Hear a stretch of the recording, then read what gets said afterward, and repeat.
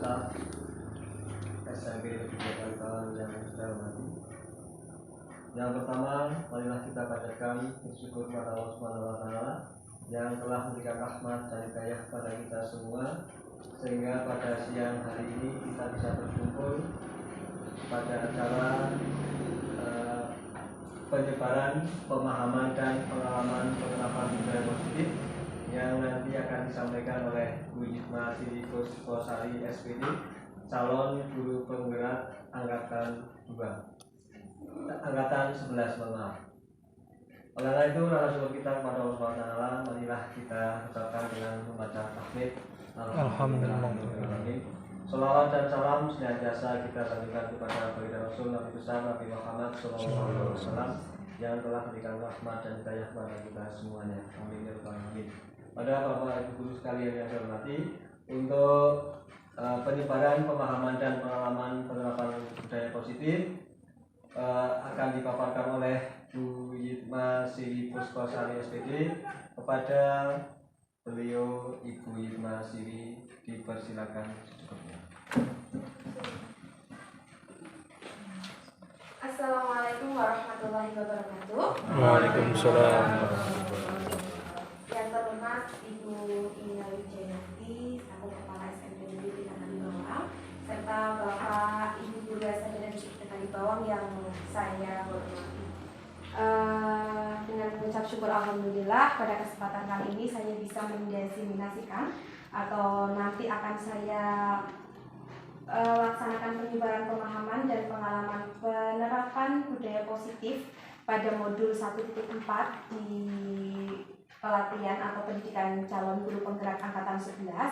Mudah-mudahan pada hari ini tidak ada arah rintangan suatu apapun. Salawat serta salam senantiasa kita haturkan kepada Nabi Muhammad SAW yang telah melimpahkan rahmat, hidayah serta inayahnya kepada kita semua, sehingga pada sore hari ini kita dapat melaksanakan kegiatan tanpa suatu hal yang mungkin bisa membuat kita sedih. Pokoknya di sini kita berbahagia seperti itu. Nah, pada kesempatan kali ini mohon maaf Bapak dan Ibu mengganggu waktunya. Untuk kesempatan kali ini saya akan menyampaikan tentang penyebaran pemahaman dan pengalaman penerapan budaya positif calon guru penggerak angkatan 11 di pendidikan pelatihan di BMM. Nah, pada modul 1.4 ini tujuan pembelajaran pada modul ini ada beberapa, yaitu yang pertama ada perubahan paradigma belajar, yang kedua ada disiplin positif, yang ketiga ada motivasi perilaku manusia, dan yang keempat ada kebutuhan dasar, yang kelima posisi kontrol restitusi, yang keenam keyakinan kelas, dan yang ketujuh ada segitiga restitusi. Namun sebelumnya perkenalkan saya untuk melakukan speaking sebentar. Mungkin Bapak dan Ibu bisa berdiri. Oke, yuk. Kita akan melakukan senam 1-4 menggunakan kepala dan badan. Nanti kalau 1 seperti ini, kemudian 2 seperti ini, kemudian 3 seperti ini, 4 seperti ini. Nah, nanti kembali lagi 4 ke kiri, 3, 2, 1. Itu ya Bu, Pak? Bisa siap. Yuk, siap. Tangannya bisa di sini. Kepala sama badan boleh, kepala saja juga boleh. Oke, 1. Ya Pak Yogi, mungkin bisa dipimpin. 2, 3, 4. Balik lagi. 4, 3, 2, 1. Oke, tepuk tangan. Terima kasih Bapak dan Ibu. Dimohon untuk duduk kembali. Nah, mudah-mudahan pada tadi speaking sudah melenturkan kita dan saya mudah-mudahan rileks. Saya masih grogi di sini. Yang pertama adalah perubahan paradigma belajar. Nah, perubahan paradigma belajar di sini adalah perubahan paradigma untuk pergeseran antara stimulus respon menjadi teori kontrol. Pembelajaran dirancang berdasarkan prinsip pembelajaran yang berpihak kepada murid dan berdiferensiasi, sehingga setiap murid akan belajar sesuai dengan kebutuhan dari tahap perkembangannya untuk menjadi manusia yang bisa meraih keselamatan dan kebahagiaan yang setinggi-tingginya di masa depan nanti. Nah, di sini sebelum saya melakukan berdiferensiasi di kelas, saya melakukan diferensiasi itu per rombel. Jadi ini adalah kelas 7A, mohon maaf. Kembali Pak.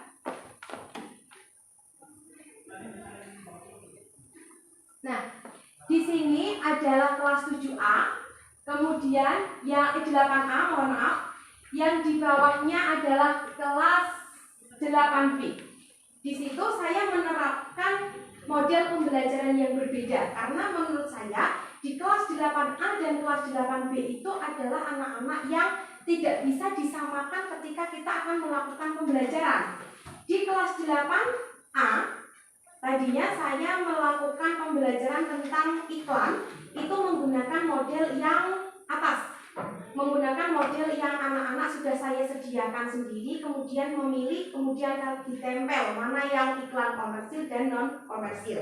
Kemudian saya melakukan hal itu sama dengan kelas 8B, namun ternyata hasilnya itu berbeda dan tidak sama dengan kelas 8A. Nah, setelah itu saya melakukan refleksi dan saya menemukan kalau kelas 8B itu kayaknya lebih suka untuk mencari sendiri. Nah, mereka mencari sendiri, kemudian mereka suruh membawa alas untuk tempel iklan-iklan yang sudah kalian perbuat. Ternyata mereka lebih aktif dibandingkan kelas 9A kelas 8A yang menggunakan model tinggal tempel. Nah, itu berdiferensiasi saya ketika per masing-masing kelas.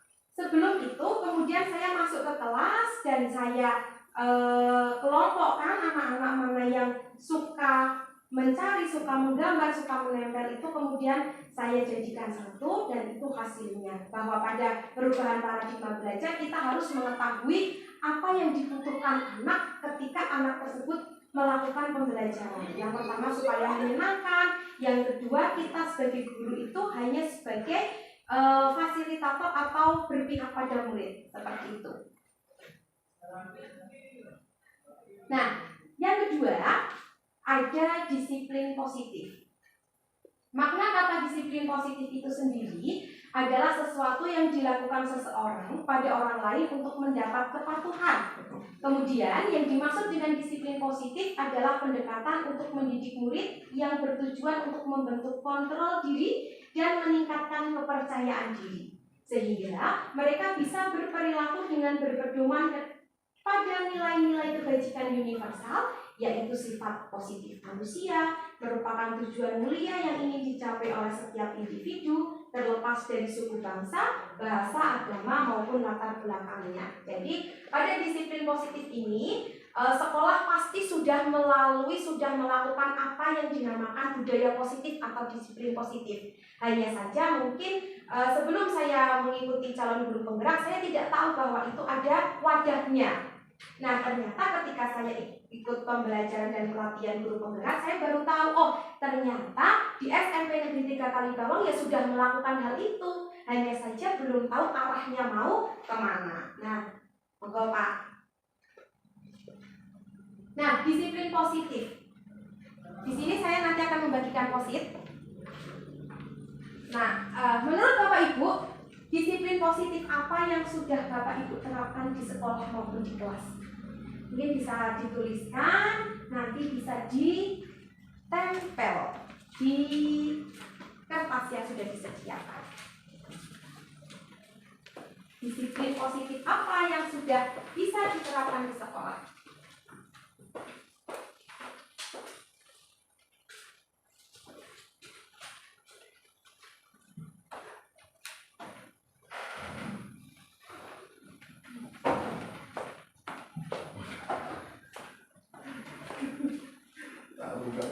Silakan bisa dituliskan. Yang sudah.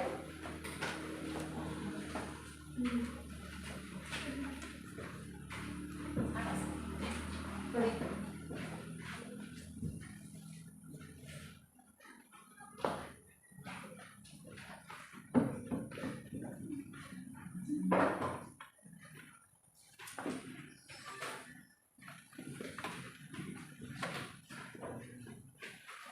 Waduh.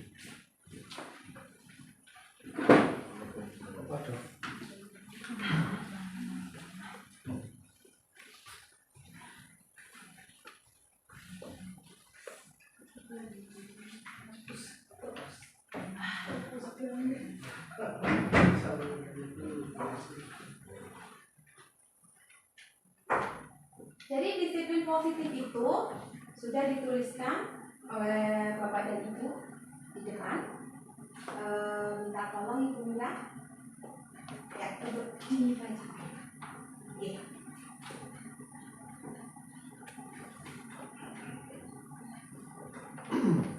Disiplin positif yang sudah Bapak Ibu ataupun kita laksanakan di sekolah, kita bacakan di sini. Bisa dibacakan. Disiplin positif yang sudah diterapkan di sekolah diantaranya di sini Bapak Ibu yang sudah menuliskan tepat waktu, kemudian menerapkan 5S, senyum, sapa, salam, sopan santun. Baik, kemudian datang ke sekolah tepat waktu. Selain itu membuat aturan yang jelas dan konsisten di kelas atau di seluruh lingkungan kelas. Kemudian memberikan bimbingan positif pada siswa daripada memberikan hukuman. Terima kasih Bu Mira, tepuk tangan untuk Bu Mira. Ya, benar sekali bahwa di sekolah kita sudah menerapkan ada tepat waktu, ada datang ke sekolah dengan melaksanakan 5S, kemudian lebih mengarahkan ke konsekuensi ya Bu, bukan ke hukuman. Oke, nanti kita akan bahas selanjutnya. Nah, disiplin positif yang sudah kita laksanakan di sini yaitu literasi Bapak Ibu. Selain 5S, kita juga sudah ada literasi, itu merupakan budaya yang positif di sekolah kita. Kita sudah melaksanakan setiap hari Selasa dan Rabu. Kemudian ada yang rentetannya dengan Jumat, ada Jumat bersih. Yang saya tuliskan hanya Jumat bersih saja, ada Jumat religi, ada Jumat perempuan, yaitu kita memberikan tablet tambah darah untuk anak-anak perempuan di SMP Negeri 3 ini. Kemudian ada 5S yang Bapak Ibu tuliskan tadi. Setelah upacara bendera, kita juga sering melaksanakan kegiatan saling sapa, senyum, salam, sopan santun, dan berkeliling semua anak dan Bapak dan Ibu guru. Nah, itulah contoh disiplin positif di sekolah kita. Kemudian lanjut kita ke yang ketiga, yaitu motivasi perilaku manusia. Di sini, tindakan indisipliner yang dilakukan oleh murid pasti mempunyai motivasi tertentu yang terbagi menjadi 3. Di sini, di dalam motivasi perilaku manusia ini lebih ke anak melakukan apa sih di sekolah. Ada 3 tindakan kenapa anak itu kadang ngeyel dengan apa yang kita lakukan. Mungkin Bu Anita bisa dibacakan yang A, B, dan C. Menghindari ketidaknyamanan atau hukuman. Ya. Yang kedua, untuk mendapatkan imbalan atau penghargaan. Ya. Yang ketiga, motivasi yang paling baik adalah untuk menjadi orang yang mereka inginkan dan menghargai diri sendiri dengan nilai-nilai yang mereka percaya. Ya, maksudnya, terima kasih Bu Anita. Nah, menghindari ketidaknyamanan atau hukuman biasanya anak ke sekolah, saya mau berangkat sebelum jam 7.15 menit. Di situ di hatinya mereka supaya tidak mendapatkan hukuman. Nah, itu adalah motivasi dari eksternal mereka, bahwa mereka belum menyadari bahwa apa yang saya lakukan itu kurang tepat. Nah, seperti itu. Monggo penjelasannya, Pak.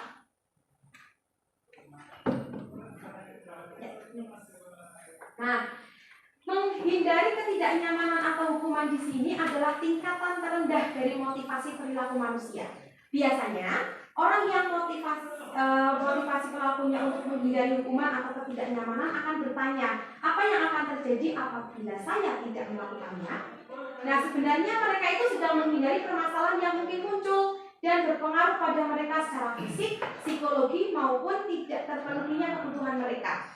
Bila mereka tidak melakukan tindakan tersebut, motivasi ini bersifat eksternal. Jadi pada tahap motivasi ini mereka berangkat sekolah itu motivasinya hanya dan tidak ditegur, tidak dihukum oleh bapak dan ibu guru. Itu untuk motivasi perilaku peserta didik yang pertama. Kemudian yang kedua, untuk mendapatkan imbalan atau penghargaan. Mungkin anak-anak itu berangkat, kasih, kita puji, kemudian kita kasih reward kepada mereka, itu terpatri di otak mereka, saya mau berangkat kasih supaya saya mendapatkan pujian dari bapak dan ibu guru. Saya mau nilainya bagus, biar saya nanti mendapatkan hadiah dari bapak dan ibu guru. Nah, itulah yang dinamakan untuk mendapatkan imbalan atau penghargaan. Apa yang siswa lakukan tidak semata-mata dari dirinya sendiri, tetapi melainkan mereka mengharapkan sesuatu penghargaan dari kita sebagai guru. Yang ketiga adalah motivasi perilaku manusia, bahwa motivasi yang paling baik adalah untuk menjadi orang yang mereka inginkan dan menghargai diri sendiri dengan nilai-nilai yang mereka percayai.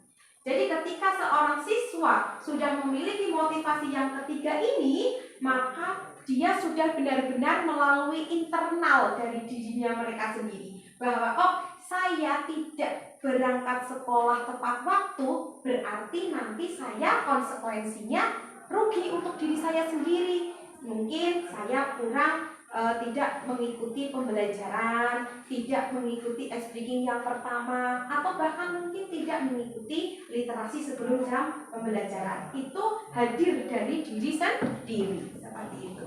Kemudian, setelah anak-anak seperti itu, ada respon guru terhadap indisiplinan murid itu.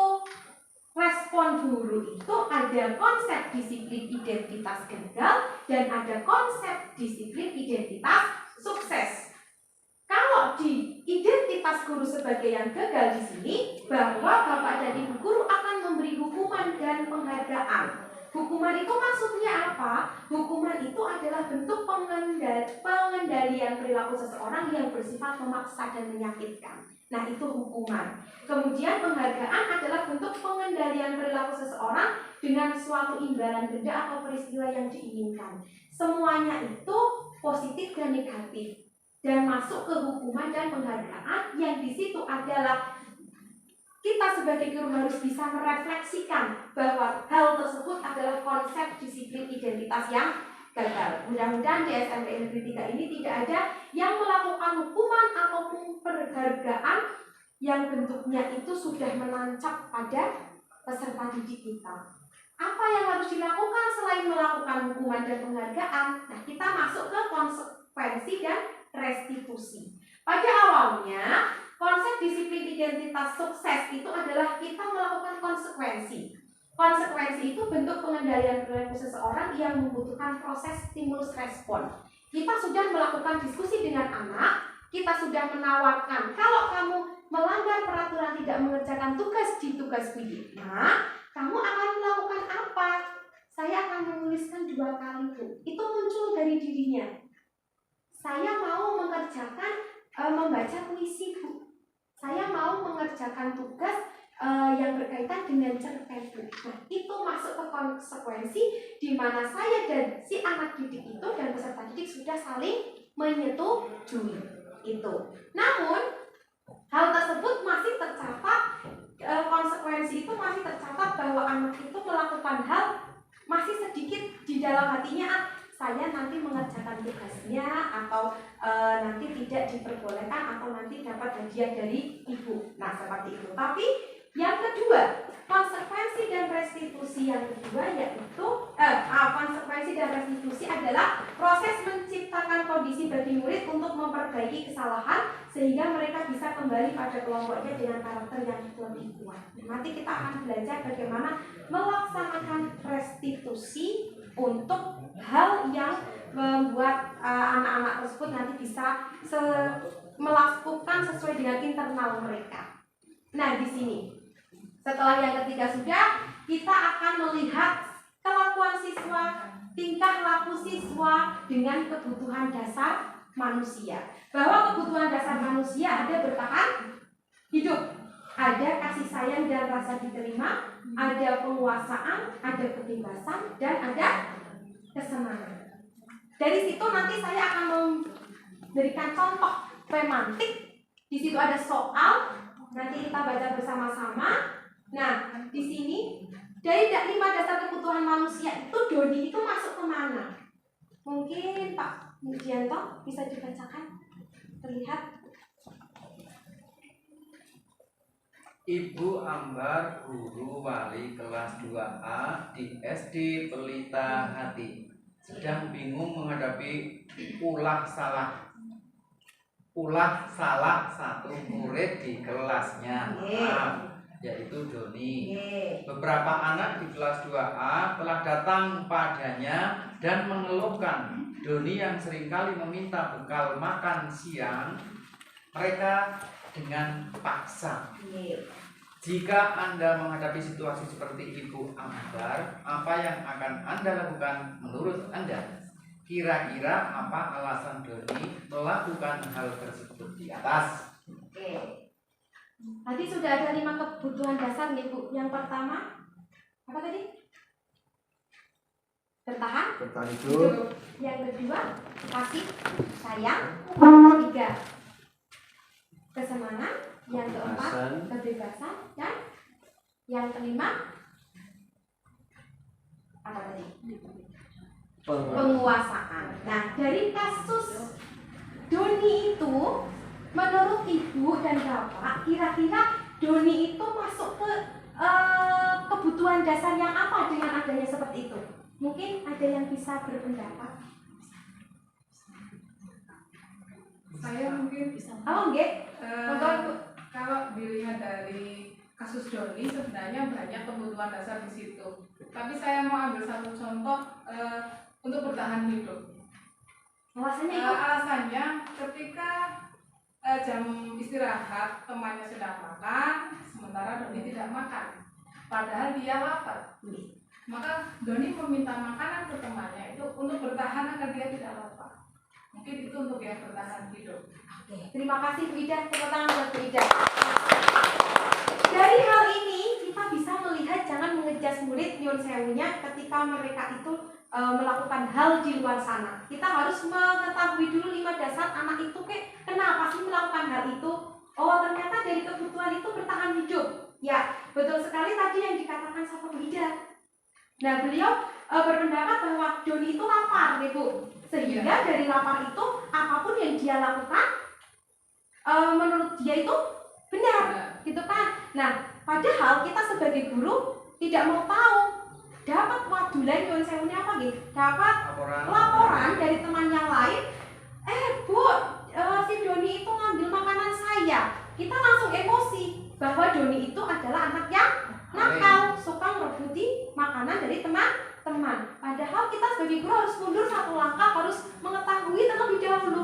Doni kenapa sih kok bisa seperti itu? Ternyata, next Pak, Doni itu bisa melakukan itu karena dia lapar. Karena apa? Kebutuhan yang sifatnya psikologis untuk bertahan hidupnya, dia membutuhkan proses untuk apa? Hal yang mengenyangkan di perutnya. Kemudian dalam kasus Doni, apabila jawaban Doni ketika ditanya oleh Ibu Ambar adalah karena ia lapar dan orang tuanya tidak membawakannya bekal, maka kebutuhan dasar sedang berusaha dipenuhi oleh Doni, yaitu kebutuhan untuk bertahan hidup karena dia merasa dirinya itu lapar. Nah, yang kedua bisa jadi adalah kurang kasih. Kenapa Doni itu bisa kok kurang kasih sayang? Karena Doni itu sebenarnya dia ingin seperti kawan-kawannya. Dia kepingin membawa bekal, namun mungkin ibunya tidak tahu di sekolah Doni itu pada bawa bekal. Jadi ibunya tidak membawakan Doni bekal, sehingga kebutuhan kasih sayang dan rasa diterima di situ kurang. Seperti itu. Yang ketiga adalah penguasaan. Pada saat apa Doni berkata penguasaan itu? Ketika Doni meminta dengan paksa. Nah, Doni itu merasa bahwa dia itu penguasa. Wah, nyowani, saya berani mengambil makanan dari teman-teman. Yang keempat adalah kebebasan. Doni merasa bahwa apa yang dimiliki oleh temannya itu adalah miliknya. Oh, wes sekelas kancanin duwe jaluk tanpa Doni itu apa ya, melihat bahwa temannya itu adalah ibaratnya apa, kurang ikhlas dengan apa yang Doni minta, seperti itu. Dan yang ketiga adalah kesenangan. Di situ kesenangan bahwa Doni merasa senang dan puas ketika berhasil merebut makanan milik teman. Jadi dari sini bahwa kebutuhan dasar manusia itu tidak hanya bisa diterapkan oleh murid saja, tetapi kita sebagai bapak guru juga harus menerapkan hal seperti itu. Kita kalau ngajar harus dengan keadaan senang, kenyang, itu yang paling utama. Supaya ketika kita sudah kenyang, kita sudah senang, kita melakukan pembelajaran di sekolah, di kelas itu menyenangkan. Tuh, nah kemudian, nah apa yang harus kita solusikan dari hal tersebut? Kita sebagai bapak dan ibu guru ketika kita mengetahui kasus seperti itu, apa yang harus kita lakukan? Nah, solusi apa? Ini masih Solusi untuk Doni berarti ini ya. Oke, solusi untuk bapak dan ibu guru maupun Doni. Sorry.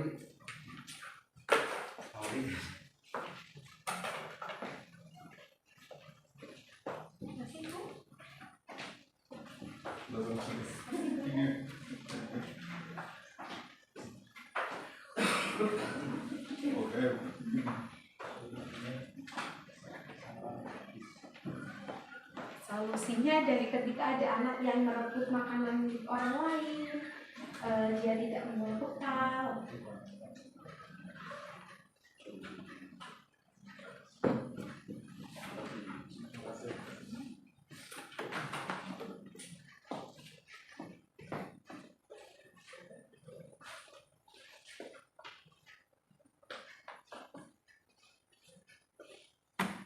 Terima kasih Pak Edi.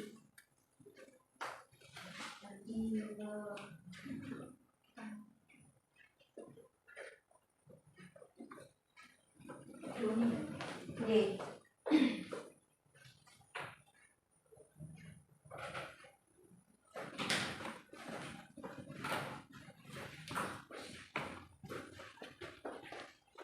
Kelas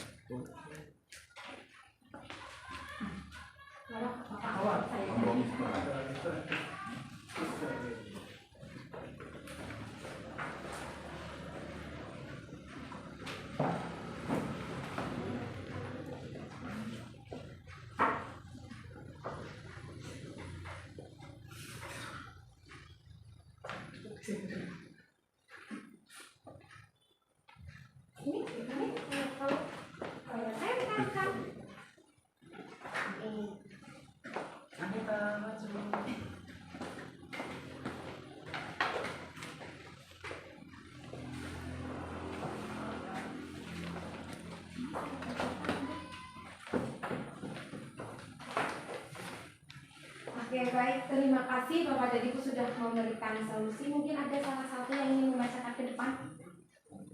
Iya, cowok.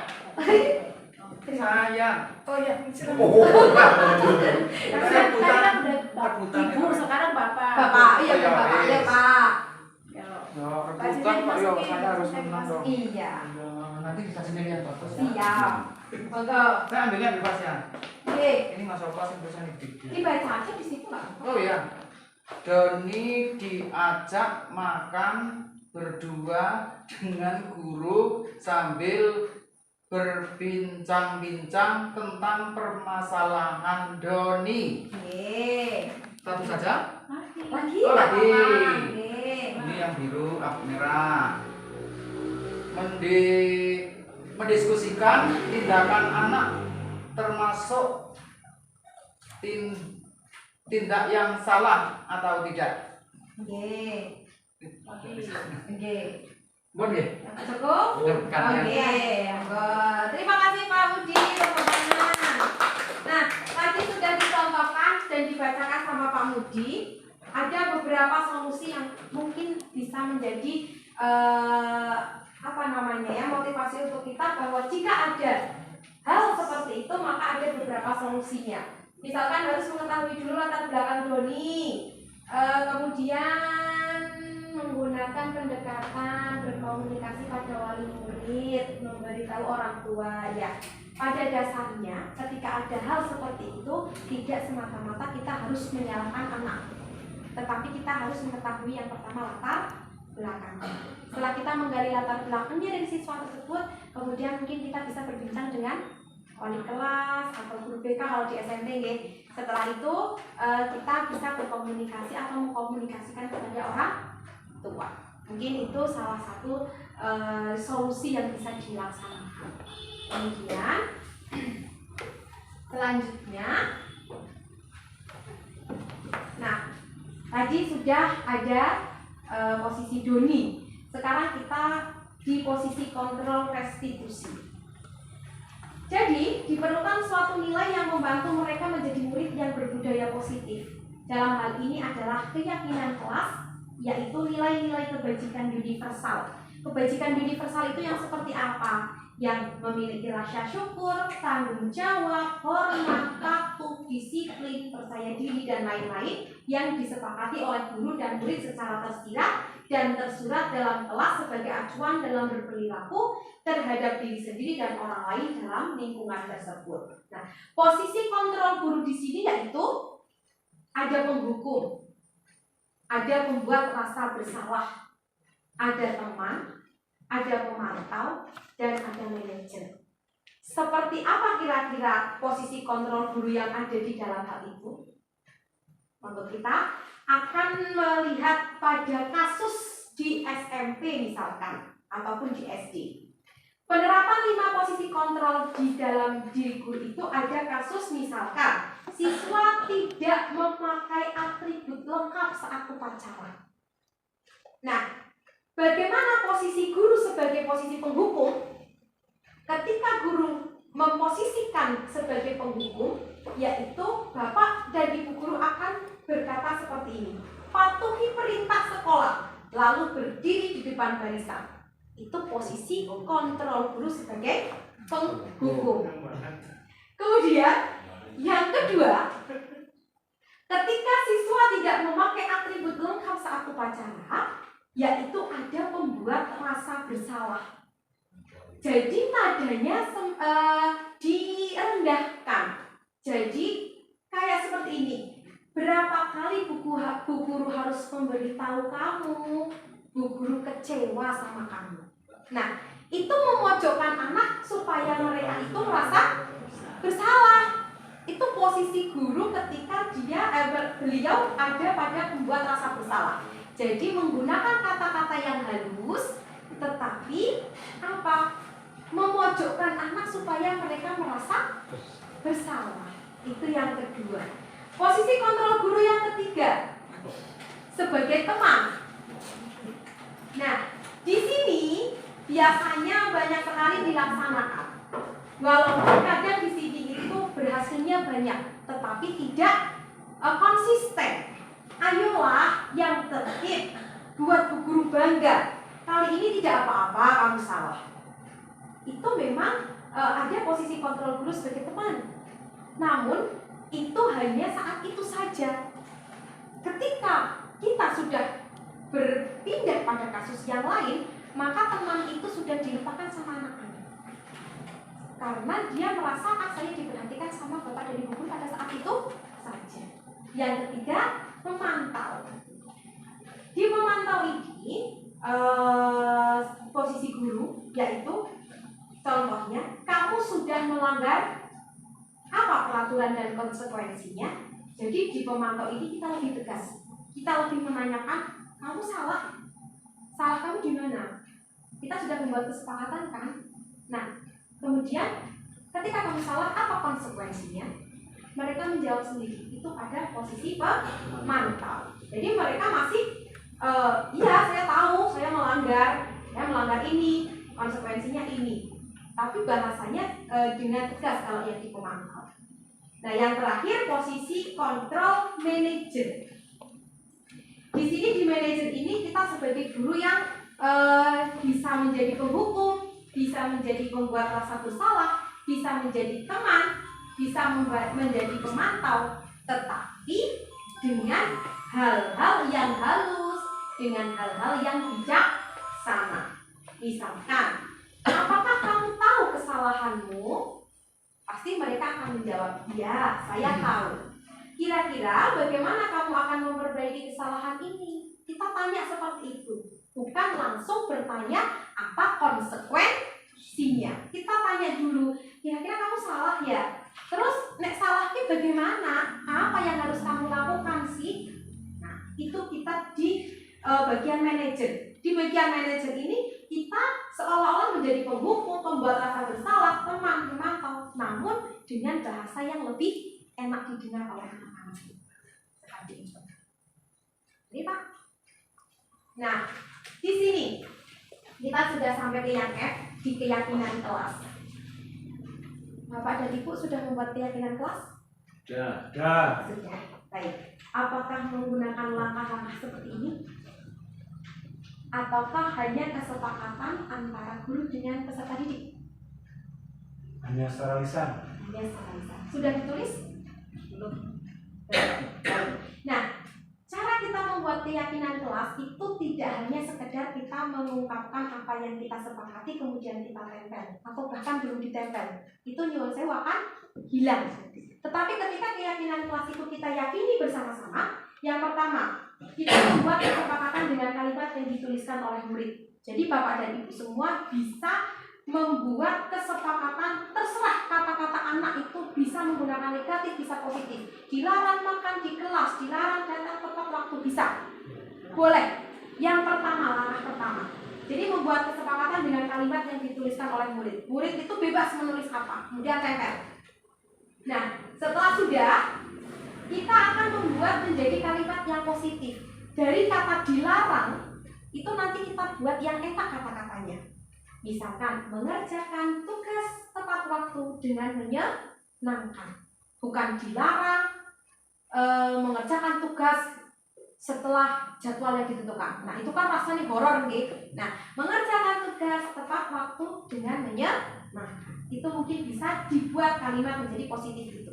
Jadi tugas Bapak dan Ibu guru dan anak-anak di situ, dari kalimat-kalimat yang negatif-negatif itu kita positifkan. Dan kita mana yang harus kita lakukan dan mana yang harus kita sortir, itu intinya. Yang ketiga, merumuskan nilai kebajikan atau universal. Dari kata-kata tadi misalkan masuk tepat waktu, kemudian mengerjakan tugas tepat waktu, itu kan masuk ke nilai universal apa? Disiplin, sama bertanggung jawab. Nah, bisa dari situ kemudian kita merumuskan dari disiplin itu peran yang akan kita lakukan apa, tugas guru itu apa, tugas murid apa, itu dituliskan di situ. Misalkan tugas guru berarti memfasilitasi.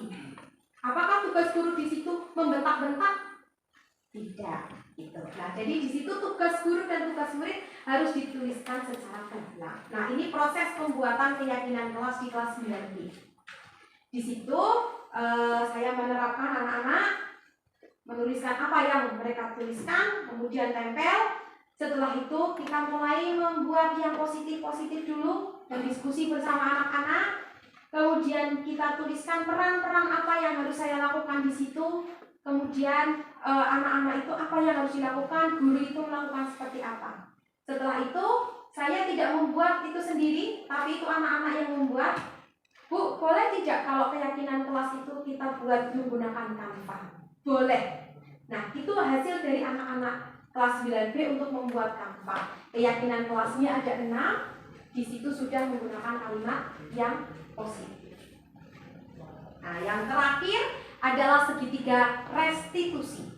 Dari segitiga restitusi ini ada 3 tahapan, yaitu untuk menstabilkan identitas, ada validasi tindakan yang salah, dan ada menanyakan keyakinan. Di sini saya akan memberikan contoh yang sudah saya lakukan menggunakan segitiga restitusi. Terima kasih sudah datang. Tadi Ibu mendengar dari beberapa sumber pembelajaran tentang tugas-tugas dan mata pelajaran yang belum pernah kamu kerjakan. Apakah kamu tahu mengapa kita harus menyelesaikan tugas tersebut? Selamat siang, Bu. Saya tahu itu penting, tapi saya sering merasa kesulitan untuk memulai dan Ini menstabilkan identitas karena di sini namanya Wanda tidak pernah mengumpulkan tugas pada semua mata pelajaran. Yang pertama saya lakukan adalah menstabilkan identitas. Saya menanyakan dulu apa yang dilakukan sama Wanda. Nah, di sini baru validasi tindakan. Baik Wanda, Ibu mengerti bahwa bisa jadi tugas-tugas tersebut terasa berat. Mari kita coba memahami situasinya lebih dalam. Pertama-tama, bisa kamu ceritakan apa saja yang membuat kamu kesulitan untuk mengerjakan tugas itu? ada banyak alasan, Bu. Kadang-kadang saya merasa tidak mengerti materi, terkadang saya merasa terlalu lelah setelah pulang sekolah, dan ada juga saat-saat ketika saya merasa tidak termotivasi. Terima kasih sudah mau berbagi dengan Ibu. Sekarang kita akan coba untuk mencari solusinya. Mari kita identifikasi kebutuhan kamu. Dari yang kamu ceritakan, sepertinya kamu butuh pemahaman lebih baik tentang materi, waktu istirahat yang cukup, dan motivasi. Apakah itu benar? Ya, Pada validasi tindakan ini kita tidak langsung menyalahkan si anak, tetapi kita menanyakan kenapa kamu seperti itu, dan kita seolah-olah mendukung dulu. Oh iya, saya tahu perasaan kamu ketika kamu tidak melakukan mengerjakan tugas. Nah, kemudian yang terakhir adalah keyakinan kelas. Di sini kita menanyakan, disiplin itu penting. Kalau penting, kamu setuju bahwa harus mencoba lebih keras untuk mencari bantuan saat tidak mengerti materi dan mengatur waktu belajar dengan lebih baik? Iya, Bu.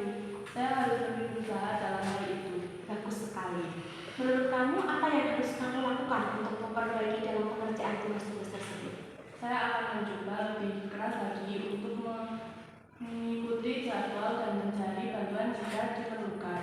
Bagus sekali, Bunda. Saya percaya kamu pasti bisa melakukannya. Mari kita mulai dari hari ini. Jika ada masalah lain, jangan ragu untuk berbicara dengan Ibu ya. Semangat terus. Terima kasih, Bu. Saya akan berusaha lebih baik lagi. Nah, di sini kita menanyakan apa yang kamu langgar. Jadi kita sudah membuat keyakinan kelas. Oh iya, saya melanggar yang disiplin, Bu. Saya tidak melakukan mengumpulkan tugas. Kemudian dari situ si Wanda langsung iya Bu, saya berarti harus memperbaiki. Apa yang harus kamu perbaiki? Berarti saya harus mengegokan waktuku setelah saya pulang sekolah. Saya harus lebih bisa memanage waktu. Itu dari rangkaian segitiga restitusi. Jadi ketika kita ada masalah dengan murid kita tidak harus langsung ngejudge, tetapi kita yang pertama harus menstabilkan identitas dulu, kita tahu dulu, kemudian kita melakukan menanyakan mana yang tindakan yang salah, dan yang terakhir baru kita menanyakan keyakinan kelas apa sih yang sudah kamu langgar, terus ketika sudah melanggar apa yang harus kalian lakukan. Itu diseminasi saya. Mungkin ada pertanyaan atau pendapat dari Bapak dan Ibu. Saya sangat mengharapkan saran kritik dari Bapak Ibu untuk refleksi pada siang hari ini. Monggo. Nggih, Pak. Ini mau bertanya, kemarin itu kebetulan saya juga 3 kali kelas 9 itu membuatnya baru kesepakatan kelas itu nanti bedanya dengan keyakinan. Oh, Ya. ya. Terima kasih. Langsung ya Pak. Ini langsung. Monggo. Oke, langsung. Dari keyakinan kelas itu, kalau keyakinan itu kan berasal dari diri kita sendiri. Nah, kalau tidak ditulis, kan kita tidak tahu apa keyakinan kita. Untuk mengetahui keyakinan kelas kita, maka kita akan membuat peraturan kelas. Jadi peraturan kelas itu adalah keyakinan yang kita tulis sehingga menjadi peraturan kelas. Seperti itu. Kalau keyakinan itu masih pada diri sendiri, pada internal. Tapi kalau sudah peraturan kelas, berarti dari keyakinan itu kita tuliskan menjadi peraturan kelas dan kesepakatan kelas. Dan peraturan itu bukan hukuman, tetapi konsekuensinya. Dan diharapkan kata-katanya itu menggunakan yang positif. Jangan ada kata dilarang, tidak boleh, ataupun di situ tidak melaksanakan piket, didenda. Nah, itu mungkin akan menjadi manage yang kurang lah. Mungkin dengan kata-kata yang positif. Seperti itu. Berarti nanti itu kesepakatan ketika sudah dijalannya kan menjadi sebuah keyakinan seperti itu atau Keyakinan dulu, keyakinan dulu baru menjadi Baru kesepakatan. Dan kesepakatan itu nanti menjadi peraturan. Terima kasih Ibu, luar biasa tepuk tangan. Mungkin dari Bapak Ibu guru yang lain, silakan untuk waktu, saya kasih waktu 2 menit untuk bertanya. Jadi Anita. Masih hubungannya dengan Pak Subur. Kalau tadi kan Pak Subur membicarakan kesepakatan itu mungkin sebagai wali. Nah, yang saya tanyakan juga kesepakatan, tetapi sebagai mapel. Kadang-kadang kan kita juga mengalami kendala di saat kita harus masuk kelas sebagai guru mapel. Walaupun kesepakatan kelas sebagai kelas itu sendiri ada, tetapi kalau sebagai mapel kan menurut saya juga harus dua. Dan itu saya lakukan di kelas 7. Nah, tadi saya mendengar kalau Bu Imam mengatakan bahwa jangan sampai ada kesepakatan-kesepakatan yang ada hubungannya dengan denda. Dan ternyata kemarin anak-anak juga mengangkat itu. Nah, itu bagaimana? Mengangkat tentang denda itu. Nah, dari sini, karena kan kemarin belum tahu ya Bu. Nah, sekarang karena sudah tahu dan saya juga baru tahu juga kemarin Bu, baru pembelajaran ini. Nah, bagaimana kita sebagai guru untuk mengotak-atik? Mungkin bisa menggunakan bahasa yang misalkan kalau itu dalam hal apa? Contoh yang kesepakatan mapel itu. Karena saya melihat kelas saya itu di bawah. Anak-anak itu kan lebih cenderung kalau guru belum ada itu mereka berkeliaran di sekitar itu, di bawah pohon, di kebun gitu. Nah, kesepakatan kita kalau seandainya guru sudah masuk di kelas dan anak belum masuk di kelas sekian menit, nah itu ada sanksinya gitu. Nah, dan akhirnya mereka ada yang mengangkat bahwa bayar denda gitu kan. Kita juga butuh kas seperti itu, kas. Jadi itu untuk kedepannya kami harus merubahnya itu seperti tadi bahasanya juga atau kesepakatan itu harus diubah. Mungkin diperhalus Bu. Bisa saja datang tepat waktu. Dengan kalau misalkan konsekuensinya jika terlambat, mungkin bisa dimulai dari hal kecil, mengambil sampah yang ada di depan. Kalau misalkan tentang uang kas, itu kan sudah urusannya dengan wali kelas, dengan kontribusi kelasnya masing-masing. Mungkin kalau guru pembelajaran, guru mapel itu mungkin hanya membuat kesepakatan yang berhubungan dengan kelas tersebut. Ya, misalkan IPA bisa memilah mana sampah yang organik, mana sampah yang anorganik. Nah, jadi mereka itu melakukan konsekuensi itu dengan cara dengan masuk ke pembelajaran itu.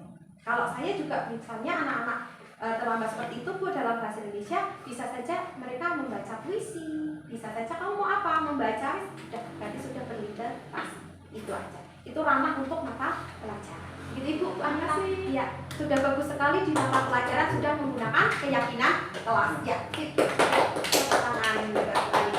Oke, ada lagi mungkin Terakhir, ya. mungkin lebih ke saya ingin penguatan. Kalau tadi saya lihat itu perbandingan antara hukuman dan penghargaan dengan konsekuensi dan restitusi. Yang ingin saya tanyakan, kalau boleh saya simpulkan ya, ini benar atau salah, apakah hukuman dan penghargaan itu sekarang sudah tidak dibolehkan? Begitu, itu pertanyaan saya. Bukan tidak diperbolehkan Ibu, tapi kalau ada yang lebih baik, mending kita menggunakan yang lebih baik. Jadi ketika kita melakukan hal yang mungkin terlihatnya kok lebih ke hal-hal yang negatif bagi anak, mungkin kita lebih melakukan ke hal yang positif saja dulu, seperti itu. Karena pada saat ini anak-anak jika ditekan, maka juga mereka akan berontak. Tapi kalau kita akan dihaluskan terus, mereka juga akan nyusul dan seperti itu. Begitu Ibu. Siap. Ini Pak, Ibu monggo. Tentang hukuman, tapi di situ ada tertulis menghukum juga. Padahal untuk sekolah ramah anak, apalagi SD dan SMP yang jelas belum 17 tahun, apapun alasannya untuk anak-anak tidak boleh dihukum. Terima kasih. Berarti saya mau apa ini? Menyimpulkan. Oke. Saya menambahi dari Pak Karena Guru. bahkan anak yang membunuh Oh gitu, kalau belum 17 tahun tidak kena hukuman. Tidak benar. Oke. Yang tadi Pak, yang Tapi hanya kasus-kasus ringan sih. betul. Ya. Terima kasih Pak Timbul atas tambahannya. Memang benar bahwa di situ ada 5 kontrol posisi guru tadi nih Pak. Ada penghukum, ada dan lain-lain seperti itu. Memang pada kenyataannya ketika di situ ada penghukum dan lain-lain, kita ambil yang manajer saja nih Pak. Walaupun kita ibaratnya semangat banget sama anak, bagaimana kita sebagai manajer yang menghukumnya tapi tidak secara dengan keras seperti itu nih. Oke. Terima kasih Pak untuk tambahannya. Nih Bu. Mau tanya, kalau kesepakatan kelas itu hanya berlaku murid saja atau juga berlaku Oke, terima kasih. Tadi Pak, yang kontrol guru, lagi lanjut. Di situ ada tahapan membuat kesepakatan kelas Bu. Lanjut. Nah, di sini dia tugas guru, tugas murid. Jadi ketika kita sudah melakukan keyakinan kelas, kita sepakati dengan anak-anak. Tugas guru itu apa ya? Tugas murid apa ya?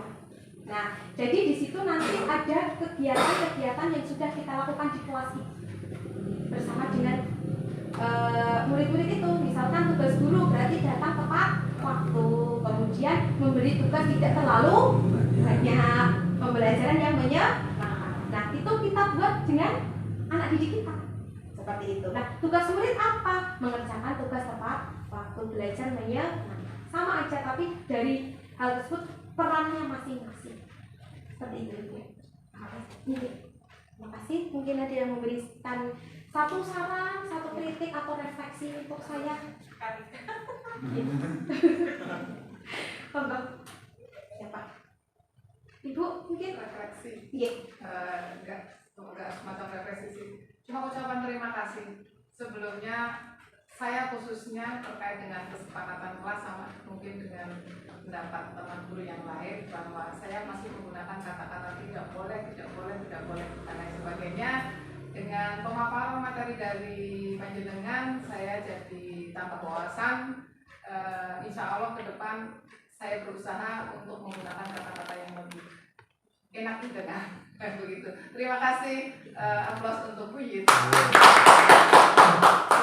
Baik, terima kasih Bapak Ibu. Mungkin ada ibu terakhir. atau nanti ada yang mau menambahkan? Tadi ada kebutuhan dasar manusia ya, atau kebutuhan dasar yang harus kita penuhi kepada peserta didik atau murid kita. Mungkin itu setelah kita tadi bahas bersama bisa saya lakukan dengan hukuman, penghargaan, kemudian konsekuensi dan restitusi.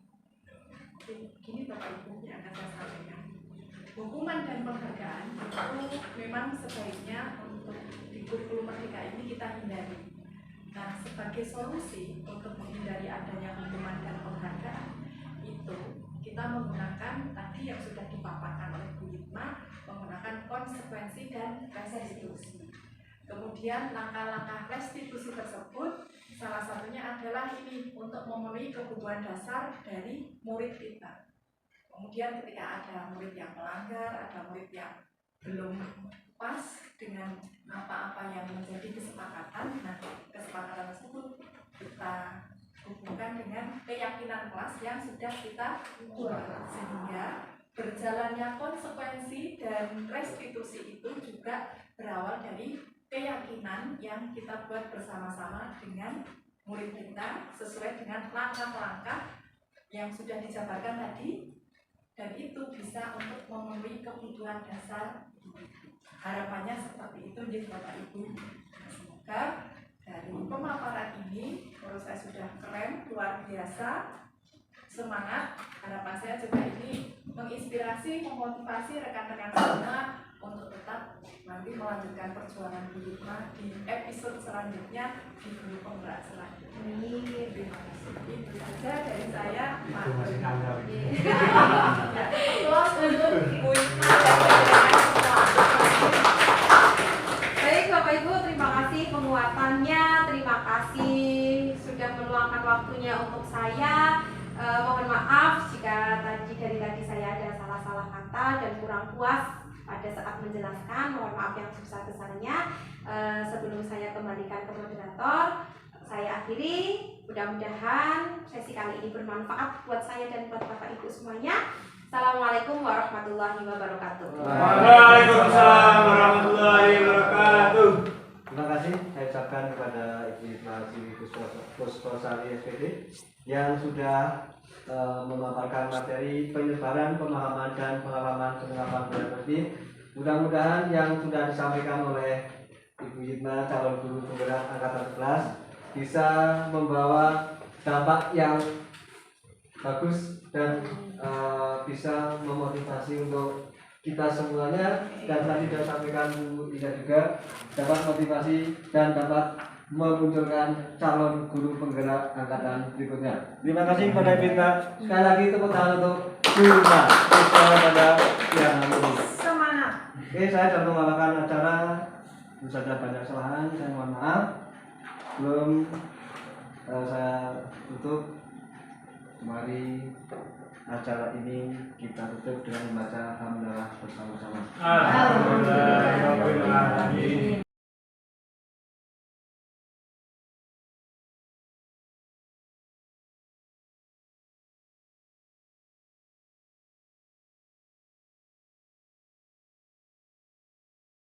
Assalamualaikum warahmatullahi wabarakatuh. Perkenalkan, nama saya Novia Herwanda. Terima kasih untuk Ibu Hikmah. Saya senang sekali diajak Ibu berdiskusi untuk menemukan solusi dari masalah saya di sekolah.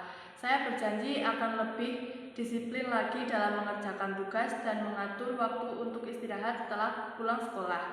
Terima kasih. Wassalamualaikum warahmatullahi wabarakatuh.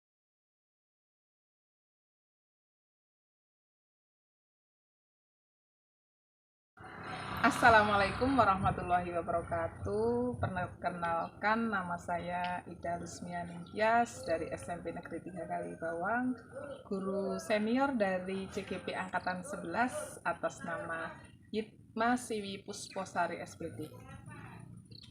Testimoni saya terhadap diseminasi terkait dengan budaya positif di SMP Negeri 3 Kalibawang yang disampaikan oleh Ibu Hikmah.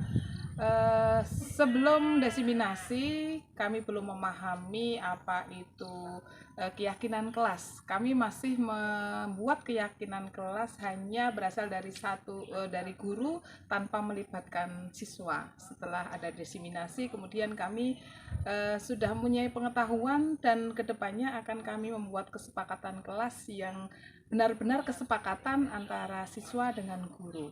Kemudian terkait dengan sanksi kepada anak-anak yang melanggar aturan, dulu kami masih memberi hukuman, atau kalau ada anak yang mempunyai prestasi atau apa, kita beri hadiah. Tapi setelah ada diseminasi, kami kemudian menerapkan yang namanya konsekuensi. Jadi tahu antara bedanya antara hukuman dengan konsekuensi atau restitusi. Begitu, terima kasih, dampaknya luar biasa bagi SMP Negeri 3 Kalibawang atas diseminasi yang disampaikan oleh Ibu Hikmah. Demikian testimoni saya. Assalamualaikum warahmatullahi wabarakatuh.